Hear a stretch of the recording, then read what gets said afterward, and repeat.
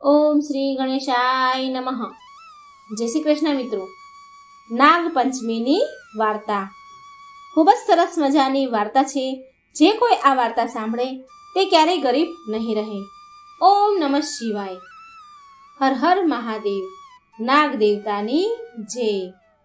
મિત્રો, આજનો વિડીયો ખૂબ જ અગત્યનો છે. નાગપાંચમની વાર્તા છે અને સાથે નાગ સપનામાં દેખાય તો એના વિશે ખૂબ સરસ મજાની માહિતી છે. બહુ સરસ મજાની માહિતી વિડીયો છે, તો અંત સુધી જરૂર જોજો. અને આ વિડીયો સારો લાગે તો મિત્રો એક લાઈક જરૂર કરજો, સબસ્ક્રાઈબ કરજો અને વિડીયો સારો લાગે તો શેર પણ જરૂર કરી દેજો, જેથી બીજાને પણ આ અગત્યની જાણકારી જાણવા મળે. ઓમ નમઃ શિવાય. આજે આપણે સાંભળીએ કે નાગપાંચમ કેમ મનાવવામાં આવે છે. મિત્રો, વિશેષ રૂપથી શ્રાવણ માસની સુદ પક્ષ અને વદ પક્ષ એમ બંને પક્ષમાં નાગપાંચમનો તહેવાર મનાવાય છે. સનાતન હિન્દુ ધર્મમાં નાગને બહુ ઊંચું સ્થાન આપવામાં આવ્યું છે. શિવજીના ગળામાં વાસુકી નાગ ધારણ કરેલ છે ભગવાને, અને ભગવાન વિષ્ણુ શેષ નાગ પર બિરાજમાન છે. અને કહેવાય છે કે નાગ દેવતાની મદદથી સમુદ્ર મંથન થયું હતું. આ કારણથી જ હિન્દુ ધર્મમાં નાગપંચમીનો તહેવાર મનાવવામાં આવે છે. નાગ દેવતાને પ્રસાદ ધરાવાય છે, પૂજા કરાય છે અને આ દિવસને અત્યંત શુભ માનવામાં આવે છે. નાગોના દેવતા ભગવાન શિવ કહેવાય છે. શિવજી સાથે તેમના નાગ પર જળ ફૂલ ચડાવવામાં આવે છે. માનવામાં આવે છે કે આનાથી આપણે સર્પ દોષમાંથી મુક્તિ મેળવી લઈએ છીએ. મિત્રો, આજે આપણે સાંભળીએ નાગપંચમીની વાર્તા. આ વાર્તા ગરુડ પુરાણમાં વર્ણવવામાં આવી છે. મિત્રો, એક સમયની વાત છે. એક ગામમાં એક સ્ત્રી રહેતી હતી. એ દૂધ વહેંચતી હતી. તેની એક પુત્રી પણ હતી, જે બહુ સંસ્કારી અને સીધી સાદી સરળ સ્વભાવની હતી. એ સ્ત્રીનો નિયમ હતો કે એ દૂધ ગરમ કરી તેને ઠંડુ પાડી અને તેના ઘરના આંગણામાં મૂકી દેતી અને ઘંટડી વગાડે અને કહેવાય છે કે ત્યાં આસપાસના જેટલા પણ સાપ રહેતા હતા એ બધા જ એક સ્ત્રીના ઘરે એના આંગણામાં દૂધ પીવા માટે આવતા હતા. તે સ્ત્રીએ તેની દીકરી એક હતી એને કહ્યું હતું કે આ બધા જ તારા સાપ છે, એ બધા જ તારા ભાઈઓ છે. જો હું ના રહું ને ક્યારે પણ મને કંઈ થઈ જાય તો તું તારા આ ભાઈઓને યાદ કરી લે છે.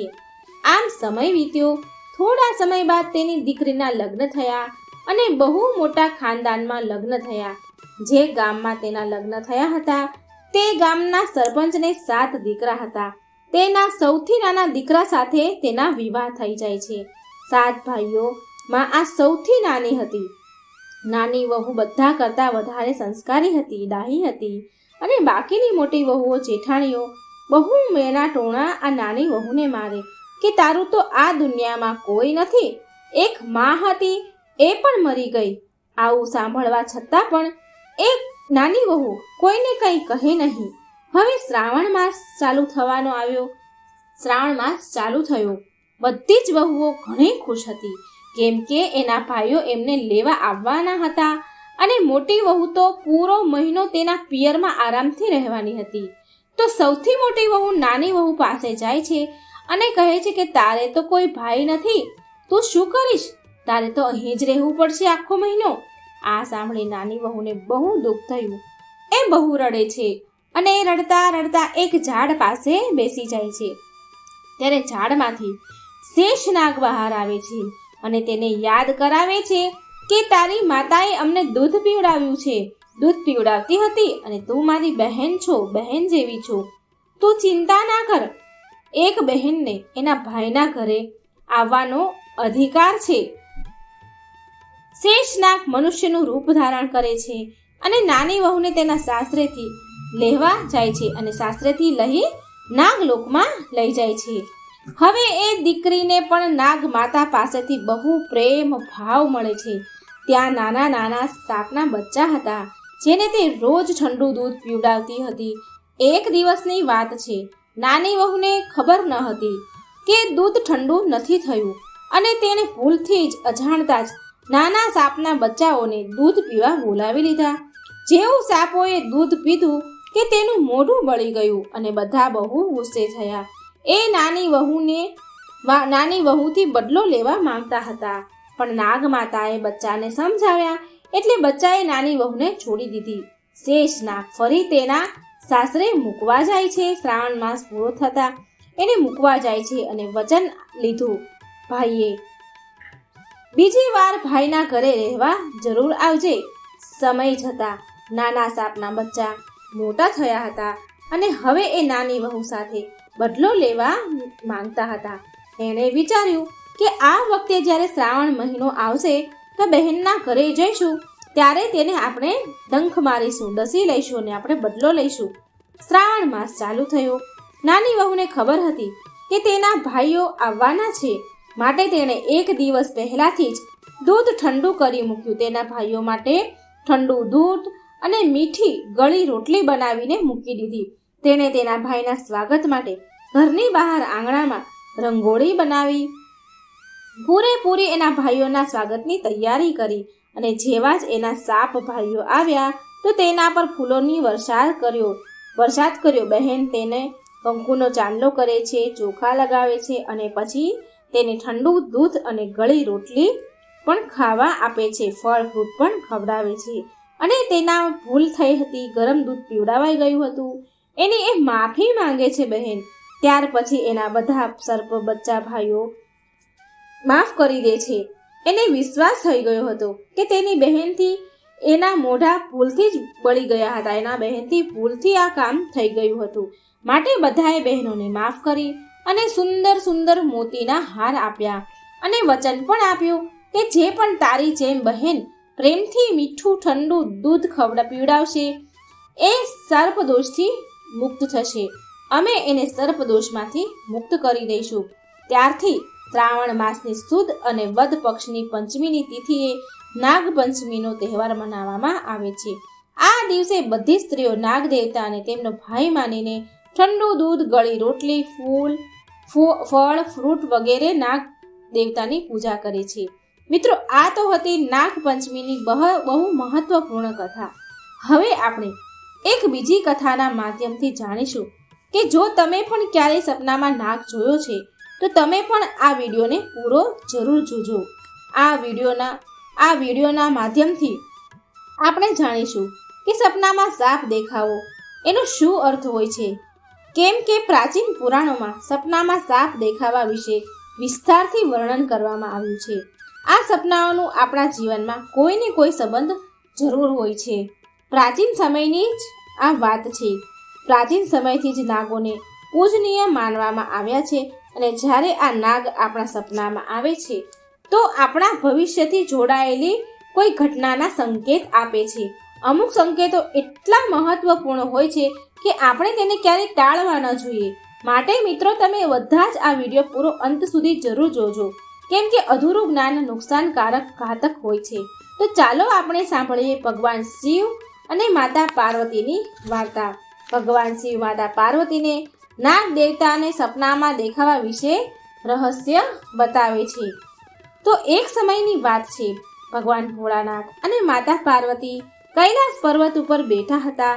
હિમાલયની શીતળ ઠંડી હવામાં અને બરફ વચ્ચે, બરફના પહાડોમાં માતા પાર્વતી ભોળાનાથને કહે છે કે હે સ્વામી મહાદેવ, મને કહો કે સપનાનો શું અર્થ હોય છે અને શું એની પાછળ કોઈ કારણ છે, ગૂઢ સંદેશ હોય છે?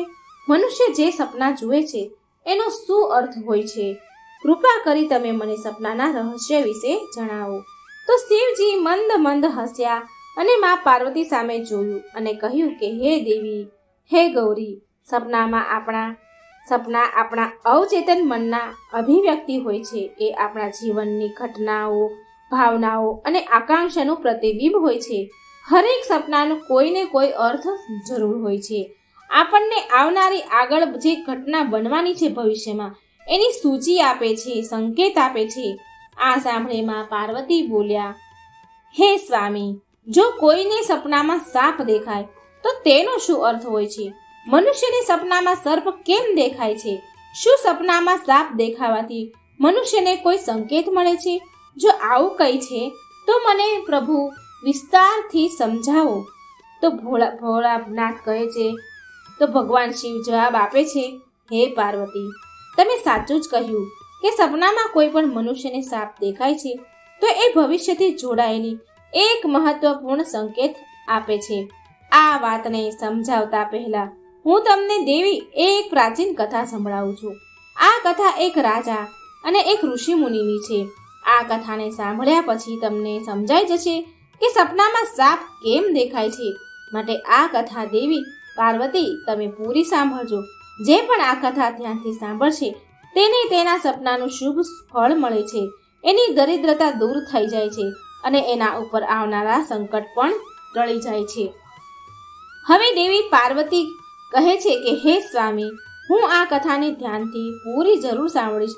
કૃપા કરી મને કથા સંભળાવો. પછી મહાદેવ કથા સંભળાવે છે. પ્રભુ કહે છે કે હે દેવી પાર્વતી, પ્રાચીન સમયમાં એક મહાન રાજા થયા હતા. તેનું નામ હતું દેવદત્ત. એ રાજા તેના પરાક્રમ અને શૌર્યથી પ્રસિદ્ધ હતા અને ધર્મપરાયણ, ન્યાયપ્રિય શાસક રાજા પણ હતા. તેનું રાજ્ય બહુ વિશાળ અને સમૃદ્ધ હતું. તેની પ્રજા એનાથી બહુ પ્રેમ કરતી હતી અને સન્માન આપતી હતી. પ્રજાપ્રિય રાજા હતા. રાજાનું આચરણ નિષ્પક્ષ, સહૃદય અને કરુણામય હતું. એ એમની પ્રજાની સમસ્યાને ધ્યાનથી સાંભળતા હતા અને એ સમસ્યાનું સમાધાન કરતા હતા અને નિયમિત રૂપથી ધાર્મિક અનુષ્ઠાન કરતા અને એ મારો પરમ ભક્ત હતો દેવદત્ત. રાજા દેવદત્તની રાણીનું નામ હતું સુભદ્રા. સુભદ્રા અત્યંત સૌમ્ય, બુદ્ધિમાન અને રાજાની બધી જ સ્થિતિમાં સાથ આપવા વાળી હતી. રાજા અને રાણીનું કોઈ સંતાન ન હતા, જેનાથી એ રાજા ઘણીવાર હેરાન દુઃખી રહેતા હતા. એ રાજાએ એક દિવસ બહુ વિચિત્ર સપનું જોયું. એણે એકવાર જોયું કે એક મરેલો સાપ એના પગ પાસે પડ્યો છે. રાજા આ સપનાને જોઈને બહુ ડરી ગયા. અચાનકથી એમની આંખો ખુલી ગઈ. જાગ્યા પછી એ સપના રાણી સુભદ્રાને કહે છે, જઈને બતાવ્યું. એને જે આ ડરાવનું સપનું આવ્યું એ એની પત્ની રાણીને જઈને કહે છે. રાજા દેવદત્ત ચિંતામાં હતા અને ચિંતાથી વ્યાકુળ થઈને તેણે રાણીને સુભદ્રાને પૂછ્યું કે હે પ્રિય, મેં સપનામાં એક મરેલો સાપ જોયો છે. આનો શું અર્થ હોઈ શકે? હવે રાણી સુભદ્રાએ શાંત પાડતા કહ્યું કે સ્વામી, સપનું હંમેશા કંઈક ને કંઈક સંદેશ જરૂર આપે છે, કંઈક સંકેત આપે છે, પરંતુ સપનાનું રહસ્ય જાણવા માટે આપણે કોઈ વિદ્વાન પાસે જવું જોઈએ. પછી દેવદત્ત રાજા તેના મંત્રીઓને બોલાવે છે અને એમને કહે છે કે મંત્રીઓ, આજે મેં બહુ વિચિત્ર સપનું જોયું. મેં સપનામાં આજે એક મરેલો સાપ જોયો જે મારા પગ પાસે પડેલો હતો. તો આ સપનાનો શું અર્થ હોય, શું કારણ હોઈ શકે? એની જાણ કરાવો. પછી બધા મંત્રીગણ જાય છે. એના નગરમાં નિવાસ કરતા ઋષિ મુનિઓ વિદ્વાનોને પૂછે છે, પણ કોઈ પણ આનો અર્થ, આનું કારણ બતાવી શકતા નથી. અને પછી એ પાછા આવી જાય છે મહેલમાં. મંત્રીઓ અને રાજાને કહે છે. મંત્રીઓ રાજાને કહેવા લાગે કે મહારાજ, આપણા નગરમાં એવું કોઈ પણ નથી કે જે તમારા સપનાનું કારણ સમજાવી શકે. પછી એક મંત્રી મહારાજ પાસે આવ્યા અને કહે છે કે હે મહારાજ, આપણા રાજ્યની પાસે એક જંગલમાં એક મુનિ, આસ્તિક મુનિ નિવાસ કરે છે, જેણે સર્પનાશક યજ્ઞથી સમસ્ત નાગોની રક્ષા કરી હતી. માટે એ ઋષિ મુનિને નાગોના રક્ષક માનવામાં આવ્યા છે. આપણે એ મુનિ પાસે જવું જોઈએ. એ ઋષિ મુનિ પાસે જરૂર તમારા સપનાનું અર્થ, કારણ એ સમજાવી શકશે. પછી મહારાજ દેવદત્ત આસ્તિક મુનિના આશ્રમ પર જવાનો નિર્ણય લીધો. પછી મહારાજ એના સિપાહીઓ સાથે રથમાં બેસીને આસ્તિક મુનિના આશ્રમ જાય છે. ત્યારે આસ્તિક મુનિ મહારાજનું સ્વાગત કરે છે અને કહે છે કે હે રાજા, આવો, તમારું સ્વાગત છે. કહો, શું સમસ્યા છે તમારી? કયા કારણથી તમારું મારા આશ્રમમાં આગમન થયું? તો મહારાજ બોલ્યા કે હે મુનિવર, હું તમારી પાસે સહાયતા માંગવા માટે આવ્યો છું. મેં નાગોનું એક વિચિત્ર સપનું જોયું છે અને એનો અર્થ, એનું કારણ શું છે એ જાણવા તમારી પાસે આવ્યો છું. એટલે આસ્તિક મુનિ બોલ્યા, હે રાજન, તમે સાપ વિશે જે પણ સપનું જોયું છે તેને નિસંકોચ થઈને મને કહો. સપનામાં સાપ દેખાવાથી આનો કોઈને કોઈ અર્થ જરૂર હોય છે. માટે જે સપનું તમે જોયું હોય એ મને વિસ્તારથી કહો. મહારાજ દેવદત્ત આસ્તિક મુનિને કહે છે કે હે મુનિવર, કાલે રાત્રે મેં એક વિચિત્ર સપનું જોયું. મેં એક મરેલો સાપ મારા પગ પાસે પડેલો હતો એવું જોયું. કૃપા કરી મને આ સપના પાછળનું કારણ કહો. એટલે આસ્તિક મુનિ બોલ્યા. ધ્યાનથી રાજાની વાત સાંભળી અને કહે છે કે હે રાજન, જો સપનામાં તમને મરેલો સાપ દેખાય છે તો આનો મતલબ છે કે તમારા જીવનમાં બાધાઓ, મુશ્કેલીઓ, સંકટો ટળવાના છે, જલ્દી દૂર થઈ જશે. આ એક શુભ સંકેત છે, માટે તમે ચિંતા મુક્ત થઈને ઘરે જાઓ. આમાં ડરવાની જેવી કોઈ વાત જ નથી. પછી રાજા આસ્તિક મુનિને પ્રણામ કરે છે અને ધન્યવાદ કરીને એમના રાજમહેલમાં પાછા આવ્યા. આ સપનાના ફળ સ્વરૂપ થોડા દિવસ પછી રાજા દેવદત્તના રાજ્યમાં દુશ્મનો દ્વારા ઊભી કરવામાં આવેલી બધી જ સમસ્યા અને સંકટો દૂર થયા.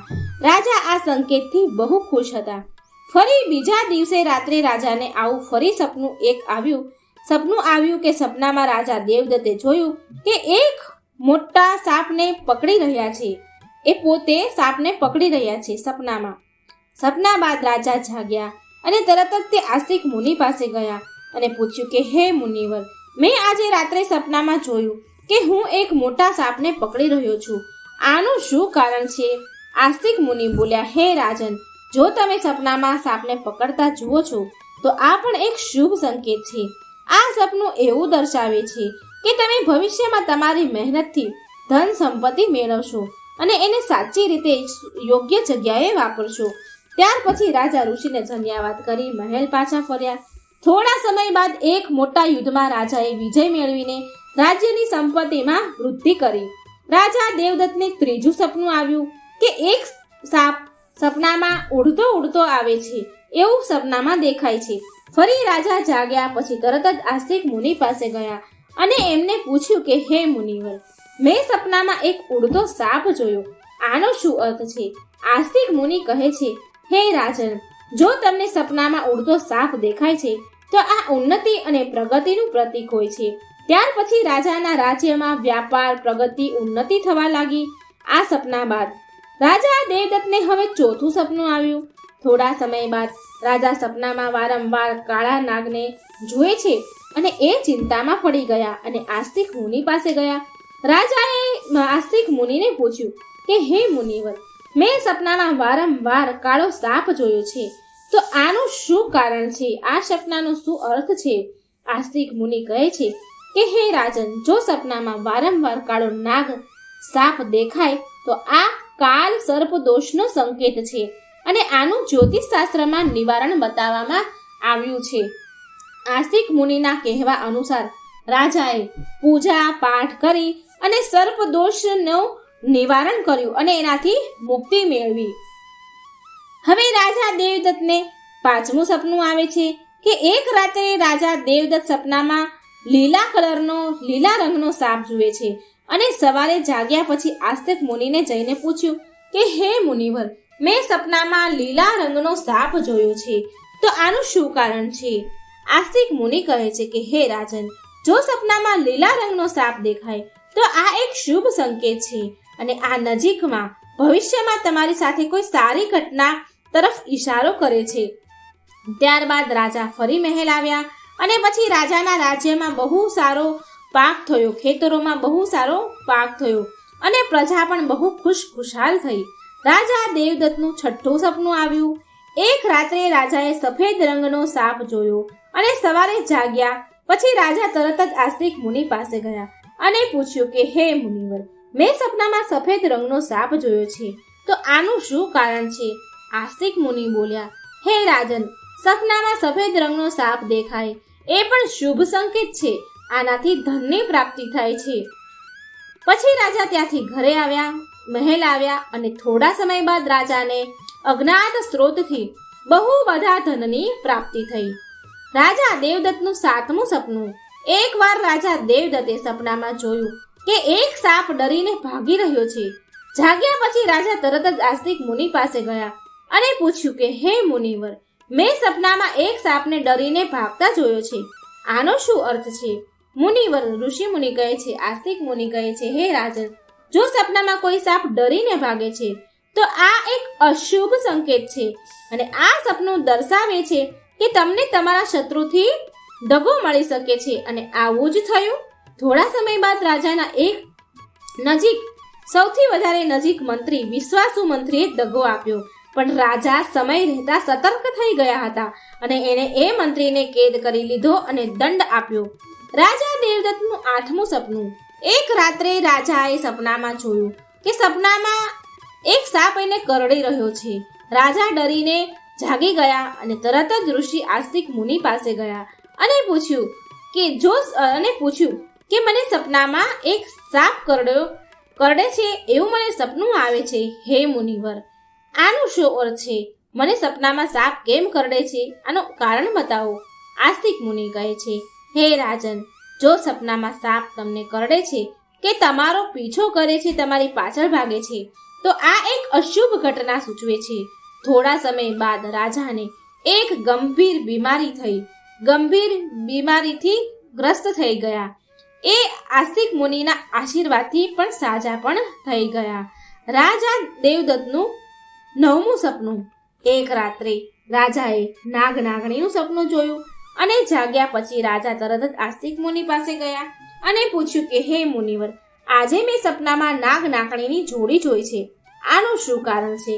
તો આસ્તિક મુનિ કહે છે કે રાજન, સપનામાં જો નાગનાગણીની જોડી દેખાય છે તો આ એ સંકેત આપે છે કે તમારા પૂર્વજ તમને સૂચના આપે છે કે તમારા કુળ દેવી દેવતાની ઉપાસના કરવી જોઈએ. રાજાએ આસ્તિક મુનિના નિર્દેશ અનુસાર કુળ દેવી દેવતાની ઉપાસના કરી અને જેથી રાજ્યમાં સુખ શાંતિ આવી.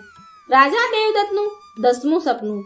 એકવાર રાજા દેવદત્તે સપનામાં સાપના બચ્ચા જોયા. એ એમના સિંહાસન પર બેઠેલા હતા. નાના બચ્ચા હતા. જાગ્યા પછી રાજા તરત જ આસ્તિક મુનિ પાસે આવ્યા અને પૂછ્યું કે હે મુનિવર, મેં સપનામાં નાના સાપના બચ્ચા મારા સિંહાસન પર બેઠેલા જોયા હતા. એવું જોયું તો આનું શું કારણ છે? આસ્તિક મુનિ બોલ્યા, હે રાજન, જો સપનામાં સાપના બચ્ચા દેખાય છે અને તમારા સિંહાસન પર બેઠેલા છે તો આ એ સંકેત આપે છે કે તમારા ઘરમાં જલ્દી સંતાનનું આગમન થશે, તમારો પુત્ર મહાન બનશે અને તમારા રાજ્યનો ઉત્તરાધિકારી થશે. થોડા સમય બાદ રાણી સુભદ્રાએ એક પુત્રને જન્મ આપ્યો. એ પુત્ર મોટો થયો અને એ એક મહાન રાજા બન્યો અને એના પિતાના રાજ્યનો કારભાર સંભાળ્યો, ઉત્તરાધિકારી બન્યો. રાજા દેવદત્તનું 11મું સપનું. એક રાત્રે રાજા દેવદત્તે સપનામાં સાપ અને નોળિયાને લડતા જોયા. જાગ્યા પછી રાજા આસ્તિક મુનિ પાસે આવ્યા અને પૂછ્યું કે હે મુનિવર, મેં સપનામાં સાપને અને નોળિયાને ઝઘડતા જોયા છે, આનું શું કારણ છે? આસ્તિક મુનિ કહે છે, હે રાજન, જો સપનામાં સાપ અને નોળિયો લડાઈ કરે છે એવું દેખાય છે તો આ એ વાતનો સંકેત છે કે તમારી સામે તમારા શત્રુનો ખુલાસો થશે અને તેની સાથે તમારી લડાઈ પણ થશે. ત્યારબાદ રાજાના ગુપ્ત શત્રુનો પડદો ઉઠશે અને રાજાએ તેને પરાસ્ત કર્યા.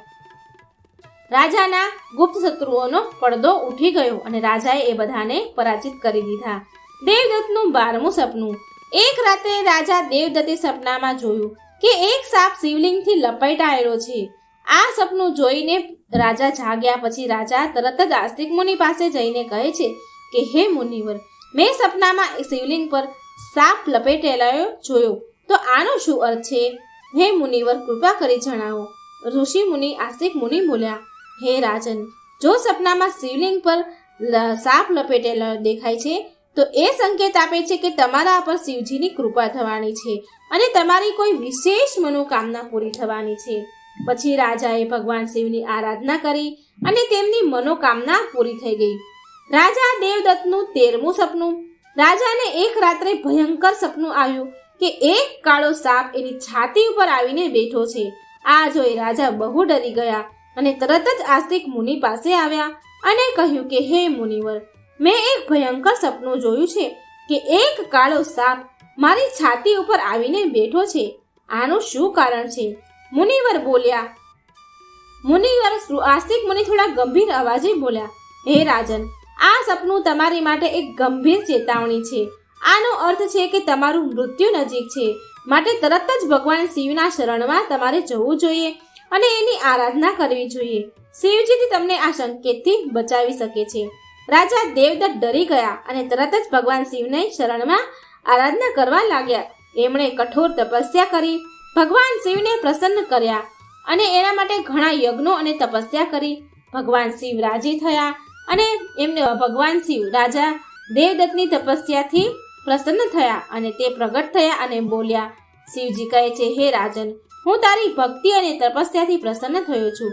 તે તારા મૃત્યુના ભયથી નહીં પણ સાચા મનથી મારી આરાધના કરી છે. માટે હું તને આશીર્વાદ આપું છું કે તારી આયુષ્ય લાંબી થશે, તું સ્વસ્થ અને સુખી જીવન જીવીશ. રાજા દેવદત્તે શ્રદ્ધાપૂર્વક કહ્યું કે હે મહાદેવ, તમારી કૃપાથી મારી આયુ લાંબી થઈ ગઈ. હું તમારા આશીર્વાદ માટે ખૂબ આભારી છું. હું સદાય તમારી આરાધના કરતો રહીશ. ભગવાન શિવે રાજાને આશીર્વાદ આપ્યા અને તેના મૃત્યુનું સંકટ ટળી ગયું. રાજા દેવદત્તે લાંબા સમય સુધી સુખ શાંતિથી રાજ્ય પર શાસન કર્યું. કથા સાંભળ્યા પછી દેવી પાર્વતીએ કહ્યું કે હે સ્વામી, આ કથા અત્યંત શિક્ષા પ્રદાન કરનારી હતી. હવે મને સમજાઈ ગયું કે સપનાનું શું મહત્વ છે અને એ આપણા જીવનમાં કેવી રીતે પ્રભાવિત કરે છે. ત્યારે ભોળાનાથ હસીને કહે છે કે પાર્વતી, સપના એ આપણા અવચેતન મનના ઊંડાણથી જોડાયેલ છે અને આપણને મહત્વપૂર્ણ સંદેશ આપે છે અને આપણે એનાથી શીખવાની અને સમજવાની કોશિશ કરવી જોઈએ. હે પાર્વતી, રાજા દેવદત્તના સપનાએ સિદ્ધ કરી દીધું કે હરેક સપના પાછળ એક સંદેશ, એક સંકેત જરૂર લઈને આવે છે. સપનું જો સપનામાં મરેલો સાપ આવે છે તો એ જીવનની બાધા અને સંકટોને સમાપ્ત થવાનો સંકેત આપે છે. આ શુભ સંકેત છે. હવે કઠણાઈઓ દૂર થવાની છે અને સુખદ સમય આવવાનો છે. જો સપનામાં કોઈ સાપને પકડે છે, આ સપનું આવે છે, તો એ દર્શાવે છે કે વ્યક્તિ એની મહેનતથી ધન સંપત્તિ મેળવશે અને એને સાચી રીતે યોગ્ય જગ્યા પર વાપરશે. આ સફળતા અને સમૃદ્ધિનું પ્રતીક છે. જો સપનામાં ઉડતો સાપ દેખાય છે તો આ સપનું ઉન્નતિ અને પ્રગતિનું પ્રતીક છે. આનો અર્થ છે કે વ્યક્તિના જીવનમાં વિકાસ, પ્રગતિ, ઉન્નતિ થવાની છે. જો સપનામાં કાળો સાપ દેખાય છે તો આ સર્પદોષનો સંકેત છે. આ અશુભ કહેવાય છે પણ આનું નિવારણ થઈ શકે છે, જેનાથી વ્યક્તિને રાહત મળી શકે છે. જો સપનામાં લીલા રંગનો સાપ દેખાય છે તો આ શુભ સંકેત છે અને ભવિષ્યમાં સારી ઘટનાનો આભાસ કરાવે છે. આ સુખ અને સમૃદ્ધિનું પ્રતીક છે. જો સપનામાં સફેદ રંગનો સાપ દેખાય છે તો આ ધનની પ્રાપ્તિનો સંકેત છે.